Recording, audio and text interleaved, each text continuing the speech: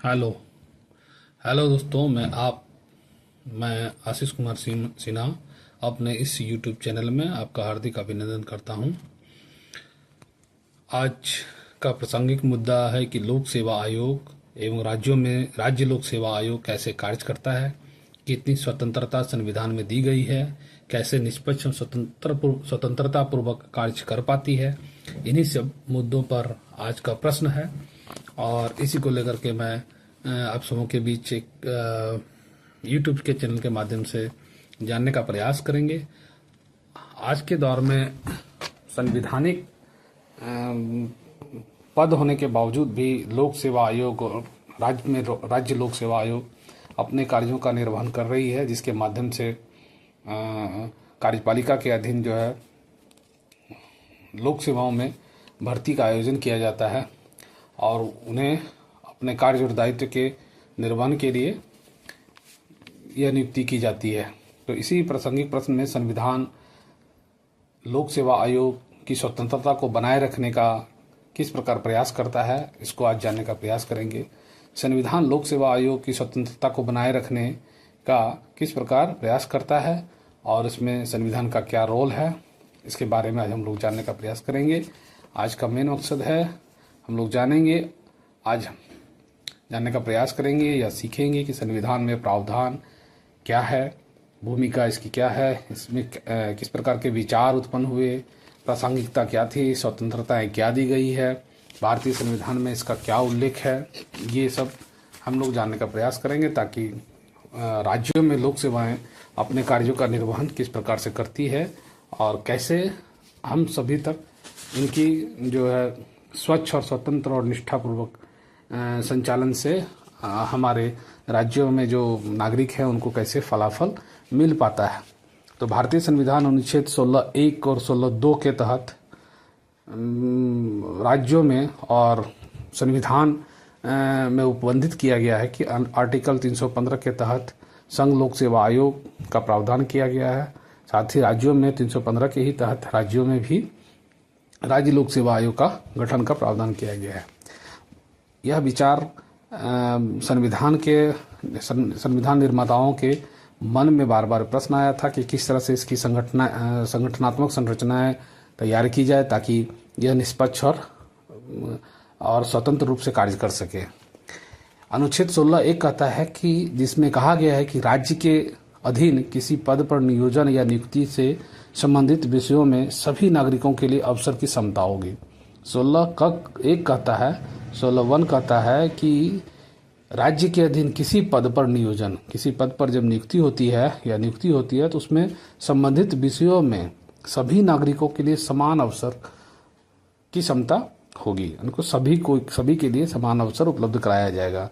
अनुच्छेद 16(2) कहता है, अनुच्छेद 16(2) के तहत राज्यों के अधीन किसी नियोजन या पद के संबंध में केवल धर्म, मूल वंश, जाति, लिंग, उद्भव, जन्म स्थान, निवास या इनमें से किसी के आधार पर ना तो कोई नागरिक अपात्र होगा और ना उससे विभेद किया जाएगा। ये 16(2) के तहत प्रावधान किया गया है जो मूल अधिकार के अंतर्गत आता है। संविधान में प्रदत्त इस मौलिक अधिकार को भी नागरिकों को प्रदान कराने के लिए यह आवश्यक था कि लोक सेवाओं की नियुक्ति ऐसी संस्था या संस्थाओं के माध्यम से कराई जाए तो पूर्ण रूपेण सत्ता के नियंत्रण से बाहर स्वतंत्र और निष्पक्ष रूप से कार्य करे। संविधान निर्माताओं ने इस तथ्य को भली भांति समझा होगा कि विधायिका में बहुमत प्राप्त करने के लिए राजनीतिक दल तथा उसके नेतागण मतदाताओं को अपने पक्ष में करने के लिए महत्वपूर्ण पदों पर अपने अपने समर्थकों की नियुक्ति कर सकते हैं। इस प्रकार से नियुक्ति किए गए लोक सेवकों की निष्ठा अपने राजनीतिक संरक्षकों के प्रति ही अधिक होगी, अर्थात वे भी निष्पक्षता के साथ कार्य नहीं कर सकेंगे। दूसरे शब्दों में यह नियुक्ति प्रणाली संविधान के अनुच्छेद 16 की मूल भावनाओं के प्रतिकूल होगी। इसी संभावित विसंगतियों का निराकरण करने के लिए संघ के लिए एक संघ लोक सेवा आयोग और तथा प्रत्येक राज्य के लिए राज्य लोक सेवा आयोग की व्यवस्था संविधान के अनुच्छेद 315 में की गई। संघ लोक सेवा आयोग के अध्यक्ष एवं सदस्यों की नियुक्ति राष्ट्रपति द्वारा तथा राज्य लोक सेवा आयोग के अध्यक्ष एवं सदस्यों की नियुक्ति राज्यपाल के द्वारा की जाती है। प्रत्येक लोक सेवा आयोग के को यथाशक्य निकटतम आधे ऐसे व्यक्ति होंगे जो अपनी अपनी नियुक्ति की तारीख पर भारत सरकार या किसी राज्य सरकार के अधीन कम से कम 10 वर्ष तक पद धारण कर चुके हों, यानी कि ये सेवा में 10 वर्षों का कार्य अनुभव उनके पास होना चाहिए। संघ लोक सेवा आयोग के सदस्यों की नियुक्ति 6 वर्ष या 65 वर्ष जो आयु पूर्ण करते हैं वो प्राप्त होना चाहिए। राज्य लोक सेवा आयोग के सदस्यों की नियुक्ति 6 वर्ष या 65 वर्ष अधिकतम निर्धारित की गई है। जो भी पहले पूर्ण होती है वो उसके बाद उनकी नियुक्ति उनको पदमुक्त वो अपने पद से पदमुक्त हो जाते हैं। किसी भी सदस्य की पुनर्नियुक्ति नहीं की जाती है। लोक सेवा आयोग के अध्यक्षों सदस्यों को उनके पद से मनमाने ढंग से हटाया नहीं जा सकता है।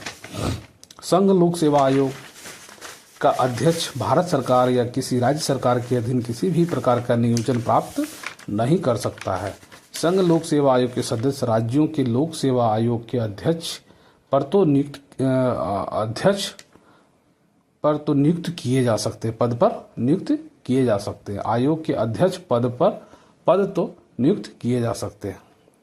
संघ लोक सेवा आयोग के अध्यक्ष सदस्यों के वेतन और भत्ते भारत सरकार के संचित निधि पर तथा राज्य लोक सेवा आयोग के अध्यक्ष सदस्यों के वेतन और भत्ते राज्यों की संचित निधि पर पारित होते हैं। इससे इनको स्वतंत्रता प्राप्त होती है कि किसी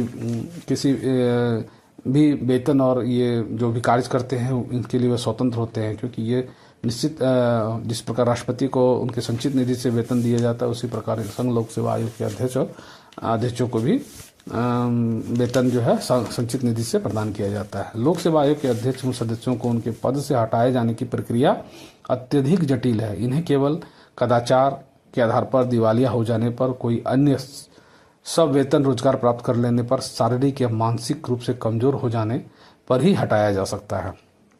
कदाचार की जांच अनुच्छेद 145 के अधीन उच्चतम न्यायालय सुप्रीम कोर्ट के द्वारा ही की जाती है। भारतीय संविधान में लोक सेवा आयोग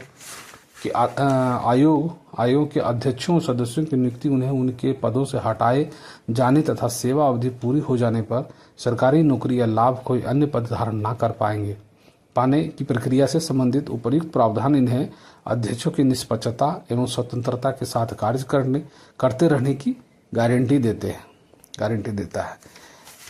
इतनी स्वतंत्रता होने के बावजूद भी राज्य लोक सेवा आयोग पूर्णतः स्वतंत्र रूप से कार्य नहीं कर पाती है, जिसका उदाहरण झारखंड है। आज के लिए ये प्रासंगिक मुद्दा था जिसको हम लोगों ने आप सबों के बीच रखा है। तो ये जानने का प्रयास किया जा रहा है कि किस प्रकार से जो है लोक सेवा आयोग अपने राज्यों और संघ में कार्य करती है और निष्पक्षता के साथ कार्य करने का उनकी जवाबदेही है। इन सभी मुद्दों पर हम लोगों ने जाना और आपसे अपेक्षा है कि इस तरह के प्रासंगिक मुद्दे जो है आप सबों के बीच लाया जाएगा। आपसे रिक्वेस्ट है कि मेरे चैनल को लाइक शेयर सब्सक्राइब कर लें। धन्यवाद।